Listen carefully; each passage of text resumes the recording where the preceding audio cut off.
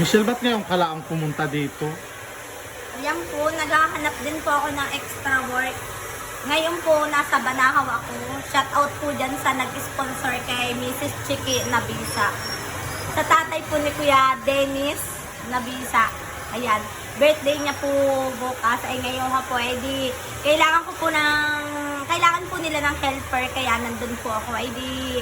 Ngayon po, ako po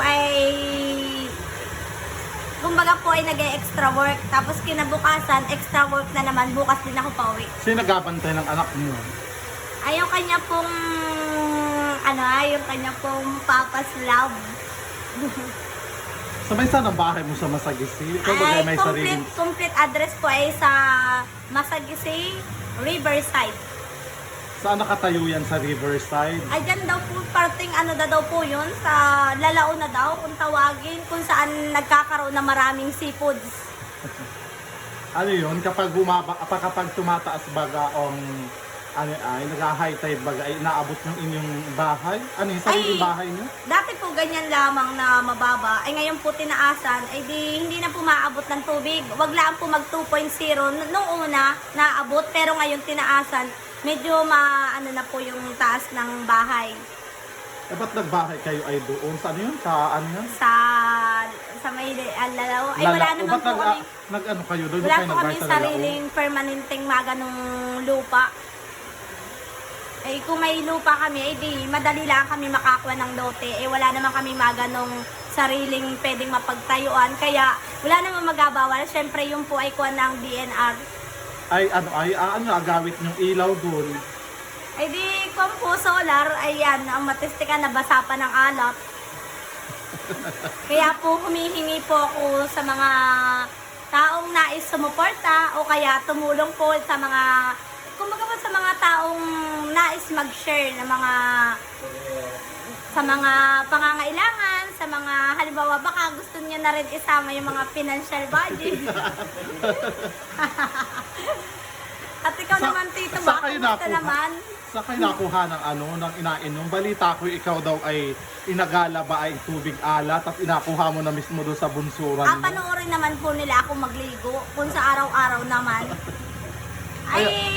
Saklap noon ay ako hindi mapapainom ng tubig alat sapagkat kahit ako naman ay ganito. Pag naman ako halimbawa may sariling naka-extra 320, 420, nakakabili naman ako ng sarili kong mineral. Okay.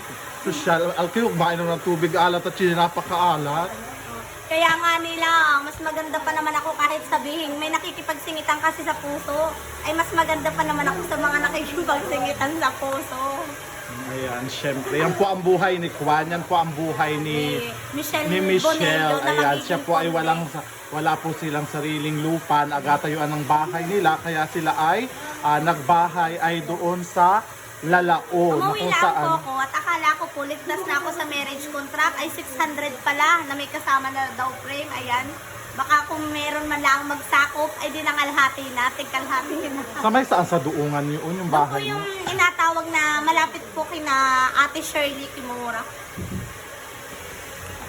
Ay hindi ka nakakaisip magpakurete. Sa bagay hindi mo naman sariling lupa yun. Anytime may kaya paalisin dun. Ano yung kaninong lupa yun? Ay di yun po yung, kumbaga po yung mga government.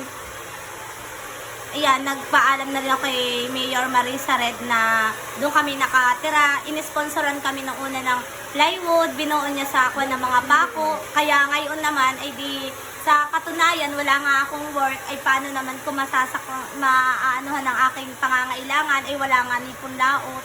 Hindi ka natatakot na yung anak mo ay baka malunod doon? Ay ilang taong pala ang yung anak mo? Ay 3 years old nga po si Tisoy, ay wala po, ganyan. Ako po, kumbaga, easy to get laang. Easy money baga. Pinapagkasya na lang kung ano yung dumating na ipinagkaloob ni Lord. Saan nagatrabaho si Junjun?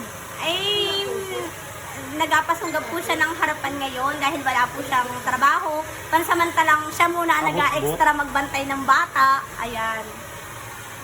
Sa mga nakikinig ngayon, binabati ko kayo ng magandang buhay. Mga kachika ka Santa Cruz, magandang buhay. This is DJ. Ito pa diha ka man. Ayan. Especially kay Tito Bak, nagpapasalamat ako ng marami kay DJ Bak. At ito naman kay DJ Kiana at kay DJ Yani na sobrang busy. Nagpapaalam na ako, ayan. I am DJ. I am DJ Michelle Rodas Bonello na